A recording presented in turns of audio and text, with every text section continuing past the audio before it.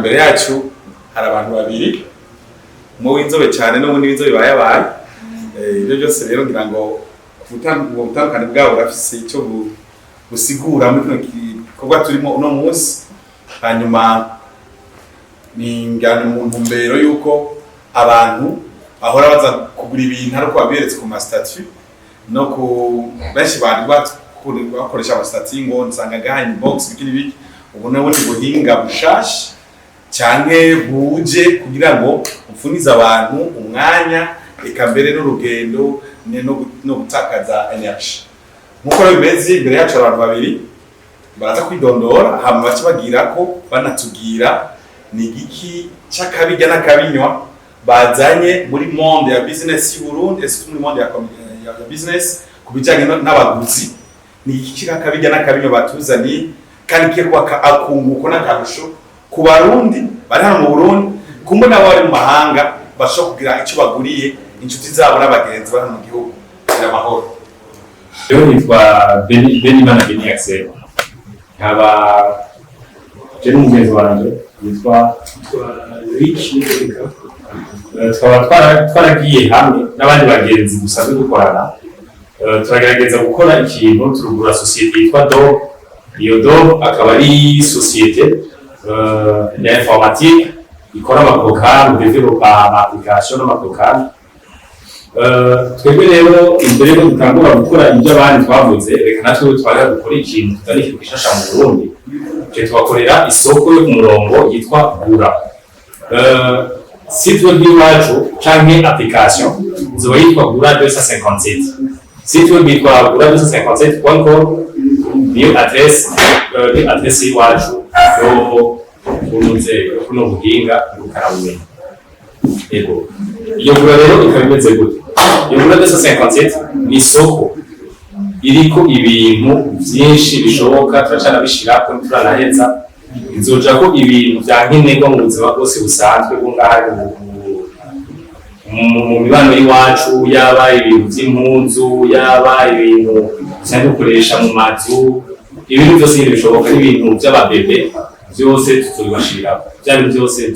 inkenerwa mu bikenewe nyine mu buzima bw'iwacu usanzwe tubaye. Iyi Gura rero ikaba ije gukora iki? Iyi Gura ije kuziganyiriza umwanya no kuziganyiriza amahera ko tuzogerageza ibintu gufasha kudandaza ibintu bifise igiciro kitavuna kandi kuri wa mwanya naho uzokigura ku murongo hanyuma kaca kigiye kigusanga ahantu hose uzobuze. Ibyo nivyo bintu bikuru iyi site y'iwacu izobije kugira iki izobije gufasha abanyagihugu. Hariho nk'abantu usanga badashobora bakabona ikintu ngabo ntibamenye bagikura bigasanga birinze kugira iki arinze kuzunguruka mu masoko yose yo badashaka bamurangiye agasanga nyakintu caheze canke nta gihari kuko tuzogerageza kugira iki kwibarondera ibintu byose bibashirira hamwe ari kuri iyi site ya GuraBigiye.com.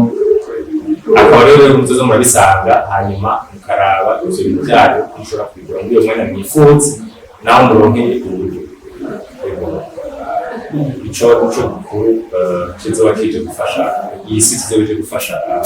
abantu twese. Sinzi watubwiye yuko muri novuga abafundi ndiko ndumva mu kirundi ciza niko bakivuga je. Hanyuma watubwiye yuko mugiye gufasha buri muntu akabwira ibintu cyakika bo tekinikema ndumva yuko isaba application ngaho dende hanyuma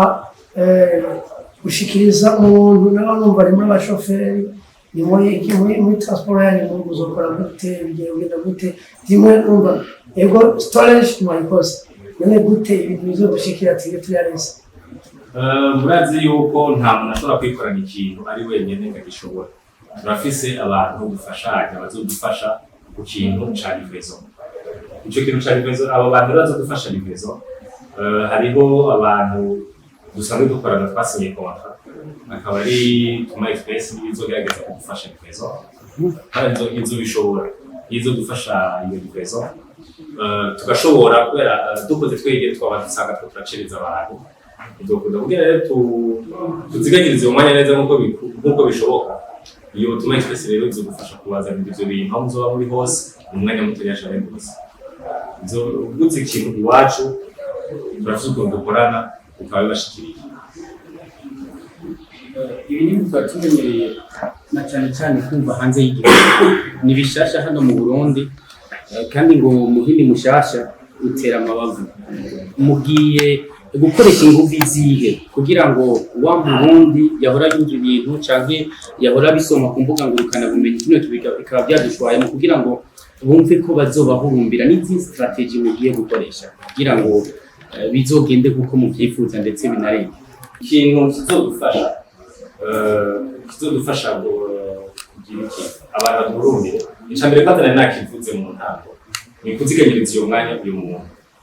muziganyiriza no kumenya ico kintu hagikura biterenze kumuvuna ariko aragira izi dépenses kuja kubirondera n'inguvu n'iyo mwanya nyene hanyuma ikindi naco kizotuma uzosanga kenshi amapi ari ngaha ani iwacu twaragerageje kugira pi iri hasi siroga kiri hasi ni nka pi imwe ya kirya kintu ikintu cyose uzogura so utagisanze kiri hasi kiri munsi uzosanga kiri ari bene yashaka kandi kaba kigusanga muhira atayifone n'wagize yindi strategy tuzogira hazwariyo nk'abantu usanga baragira ibintu by'amasoni ugasanga ashaka kwikura stock yiwe abantu babimenye twebwe ngaha ari muri site wacu habaye stock umwanya wose ikintu muzobimenye ubuye uzovuga cya kintu cyahora kuri 50,000 canke 100,000 bagize réduction ya 25% canke ya 30% canke 50% kuri ba bantu barasanzwe kugira stock abantu ntibabimenye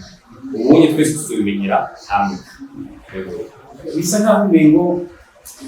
kunguka muri sivyo muri ko murakira imbere me ni business bizane ko ni business kandi umu businessman yinjiye mu kazi abakeneye kunguka kubera ko mudashaka inyungu kandi tuzi ko abandi bakora nkamwe bavuga ko babikura mu inyungu kwege inyungu iwacu izoza ku byinshi bw'abantu uko umuntu uko abantu bazoshora bazotugurira ari benshi nuko tuzokunguka ufate nk'ikintu twebwe nk'ibintu nobitaguze ufate hariho abantu usanga bashaka kunguka kumurengera mugabo wamurengera ugasanga murengera nturiko urafavoriza wa muntu ariko aragura ugasanga na wa muntu arakunze cyakintu yarashaka kandi amahera yarayafise hanyuma wa muntu kujya kungaca kunguka ibintu byinshi ugasanga abantu n'umukiriya umwe canke babiri mu kwezi ibyo rero dushaka kugerageza guhindura gushira amahera hasi cyane twebwe tuzokunguka ku byinshi bw'abantu nubwo cyo ari cyo gihumbi kimwe akagura abantu 100 urumva akajyugo niga kazo bari gatonya ku bande bose batwagize mugabo dushaka kwanza abarundi kwanza tuje ecosystem yagaragara kuba mu ngira 10,000 kwanda ngo ako genda fisa amakenga mperaheza kugira ngo abandi nabo cyabaza ibibazo turi mu Burundi turimo benshi murabuze biragoye kumvisha umurundi na cyane cyane tango ikintu gishyashya cyavuga ati ayba ironderera inyungu ziwe bimeze ukuntu ndabye inzira bizocamwe kugira ngo amafaranga bashikire bizoca kuri kushobora gutwara impunzu kanaka cyangwa atwara ibintu kanaka mu bishiriye akavyara kubera mwagize mwa negotiate kunoze kuri social media biratandukanye cyane kuko je bandiko ndayibona n'amaso ni za dépenses igitoro iki kubisanza hariya umba wikeneye ntamura kugira makenga ubwo ntibizava bifata igihe gito mu nyuma mugeretse bana bya bintu biraturambiye niki kintu mwo tanga cy'icizere cyuko mu byo bibazo byose muzoca mu muzopersevera canke muzokombata ku buryo bwuko bizotinda bigafata umurongo mugire muti kabisa kino gihe turi ku rwego rw'abandi oni mu East African Community canke Africa canke kwisi yego nasibo wisanzwe twebwe sibo ngo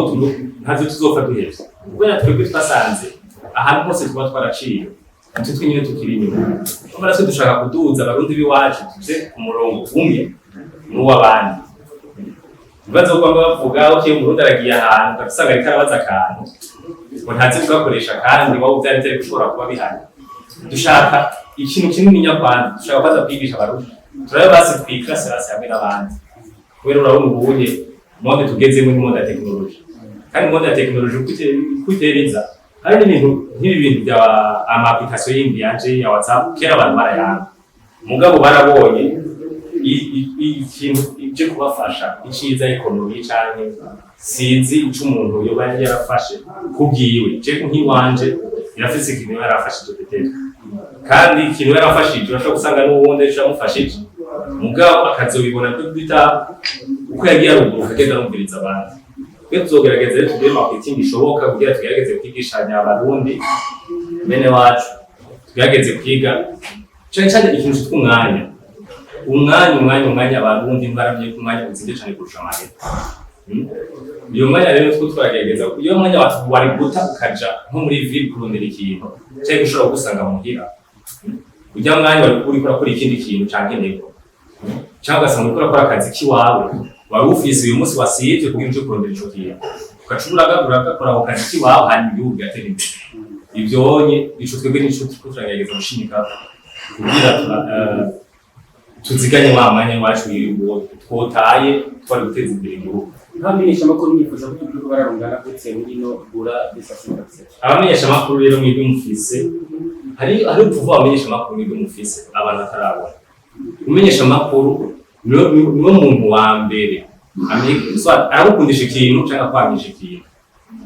Abamenyesha amakuru rero mwebwe twifuza yuko mwodufasha kugira gupromotinga kino kintu mukadufata mu mugongo kugira ngo abandi ibintu bishasha kandi namwebwe hari abantu mu nyuma bazobona yakuva mu mufise nizogera rero kugaragara nizoboneka neza rero kare basanga ari ibintu ibyo nyine sindabinjiramo cyane mwebwe kuva mufise kuramane gukundisha ikintu namwe niyo mwabona yuko ari ikintu kije guteza imbere igihugu kije kungura ubwenge abantu hariho nk'abantu basanga buri kintu ugasanga rero nk'iyindi application yari hari ikora nk'ibinini nk'abantu baza kuja kurangura nko mu Bushinwa canke baja kurangura hehe batarazi badashobora kuyikoresha kubera iyi ntanyo bafise nibavyizeye twe tubazaniye inye rero kugira bungure bwa bwenge bo dukwera ivyo nta somero bifise atari utize informatique utaronse umuntu abitigisha ntazizomenya mugabo biri ngahi wacu uzobigerageza utwizeye ubigerageze hanyuma ushobore kubona iyi yimenye n'indi uzobimenye kubera iyi misara zose ama ibintu byose birimo zijya zogumba nta difference n'ibirimo yego twaragejeje gushaka technology yoroshe kandi isa n'iyabandi bose ikibazo kimwe turi muzanya application cyangwa ari ama platform yabayeho novuga nka isoko ibaraza zo zikurisha zo gufasha abantu kugurisha ubwo aya application igiye kuraba yari abantu bafite mu buryo uboneka bashobora gushiramo nta kintu yakoze gishobora kutura icyo gikomera abarundi bafite cya timing no kuganya amafaranga muri zose mwebwe n'izindi nguvu mugiye gukoresha wavuze ko muri abatekinisiye cyane ubangana ku makenga mwagabana cyane bamwe abantu bafunde bahinga mu mutwe cyane mbega nizihe nguvu mufise abantu b'abatangaza cyane bari nyuma yayo zimwe bafise amavuta yo kudandaza cyane gusumba ubuhinga ko tekinoloji yanyu irahari kandi ni byiza turi muri noveti kandi muracari ndiko ndaraba n'ikimwe yanyu musabaje nizihe nguvu zindi mufise kugira ngo iki kintu kizobe ikintu ciribatse cyane bimenyerera kuvuga yuko umuntu adashobora kuyikorana ntibikunda hariyo abatekinisiya n'abantu bajejwe marketing n'abantu n'ubwo iyo marketing rero yonyine niyo izoza kutumenyekanisha kwigisha abantu no kurondera ivyo bidandazwa mwebwe peut-être mwamwifuza kugura mutabonye mu bikorwa twe twiravye twe turabikunda kandi iyo umuntu ariko arikorera ikintu ciwe akaba afise amahususi yiwe cyane technique hari abantu benshi usanga technology urinda kuyiguhereza umuntu akaba arakazi muhereje we wakora akazi kiwiwe ugakora nkuko wewe ukikoreye twebwe n'ivyi wacu turabikunda turabajeje turacari bato abantu tugerageza kwirukana ku buryo umunyagihugu wese kumusatisfeza akaronka ca kintu nyene yarakeneye twe twikorera nk'abikorera mu bisanzwe kandi tugakora nk'abakunda abarundi n'abakunda igihugu cyacu kugira tugerageze ducishanye ubwenge tugerageze yego tuzane ibintu bishasha nyene twigishanye sinzi ko naba natishuye neza bityo cyane nishimiye mwumve ko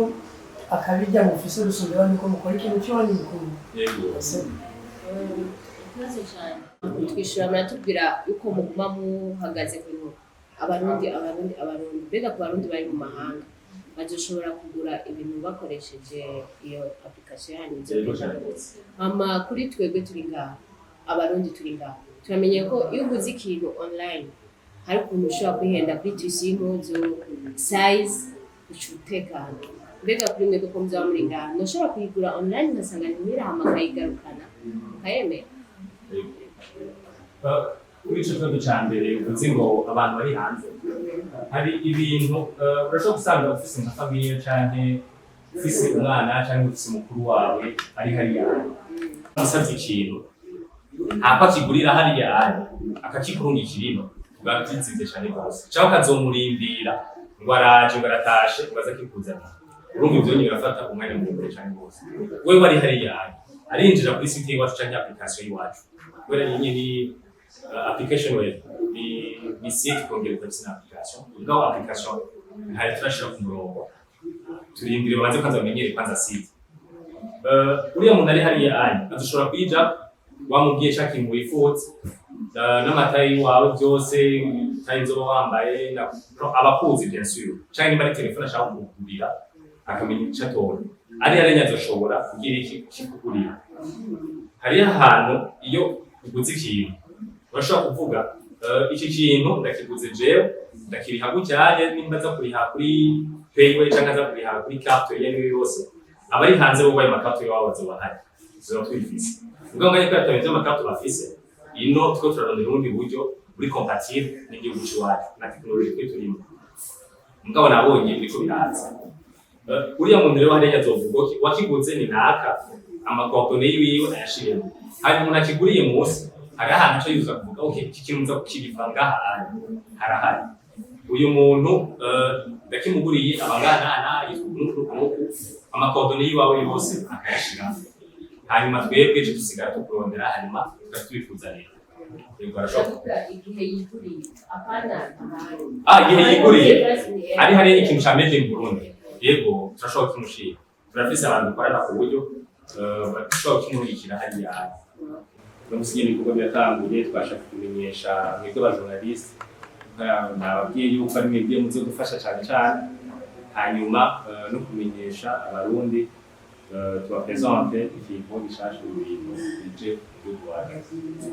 gufasha ukije kandi ukamenya n'ibyo gushyikiriza abarundi izo tabura usanga batobora bagira abasahaya nyine cyangwa umuco kugira ngo mwumve aho bageze okay twebwe kugura normalement uragura umwanya wose wifuza kubera ari application y'isite izoguma iri online gusa uzoharura yuko amasaho kiguriye kubera no mwanya mu Burundi wacu ntitwatanga gukora 24 heures n'amagazine makenya usanga yigure 24 heures n'abantu benshi même 21 usanga ari bamaze gushika mu ngo bajya ubone ngo kintu ukiguze ifate nka 20 heures cyangwa kigura 21 ou 22 heures wowe uharura amasaha 12 kuja munsi kubera kukuze mw'ijoro 6 heures mu gatondo tuzoba kigushika akana 6 heures kabisha nko ma saa 2 canke saa 3 amarifezo ni hazo watanguye kuba ibintu byaraye biguzwe ari no byaguzwe naho ku mutaga uzogikura ku mutaga ucuharura nk'amasaha 3 canke 4 kugira kimushikire même munsi aho nyumvutse kugira nzosange tubabaje abagize bashaka umuntu ashobora kuvuga akaje kuri site yani akayijako hama yakucaye munanira Jean kwiyandikisha akacabona ego hariko nimero hariko Gmail hazoba hariho umuntu Jean yishura aparte iyo Gmail canke aba telefone atarinze gukoresha site gusa akakibona je ndakibona mukaca mubwira ko carimwe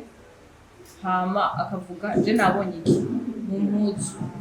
size yanje ni ku telefone ariko mugaka ariko arabona kuri site yayo yoti icambere kandi twaragejeje kwanza gukoresha gukora site mu buryo bwa mbere bworoshe uburyo bwa mbere bworoshe no vuga yuko nk'umuntu asanzwe atunze nk'izi rezo sosio zindi nka za Facebook canke za IG canke isi sinshobora kumenya kwinskiva kubera kwinskiva ni page imwe yonyene wuzuza amazina y'iwawe mail y'iwawe ukoresha kugira ushize muri iyo mail y'iwawe ukoresha uzuramenya utuntu n'utundi ama promotion ibintu bishasha byinjiye muri site y'iwacu niho uzobimenyera iyo metric ushiramo iyiwawe nyine usanzwe ukoresha kubera hari message automatique à chaque fois habaye ikintu gishasha nimba habaye solde nimba habaye ibyo bintu izo message ziragushikira en temps réel muri iyo mwanya hanyuma ukacongera iyo bintu hanyuma ukacugira sensibile azari ibintu byose cyane hari n'amatutoriel tuzoshira ku mapage y'iwacu nk'umuntu atazi kuyikoresha hariho amapage kuri Facebook hamwe na IG y'iwacu tuzoturashaka ama platform yo kwigisha abantu bashobora kwikoresha iyo site do A à Z n'ubu nyine mu mwanya tuyerekana mwebwe hanyuma cyo twishirako uri mu nzego mapese wacu plutôt kuri amapage wacu rero duse nk'abarangiza hano ngabo mu mwanya mu kanya kurikira wogira akantu ugatina akabijya n'akabinyo nkeneye kiwanje no kuri turi ngaho bwanyu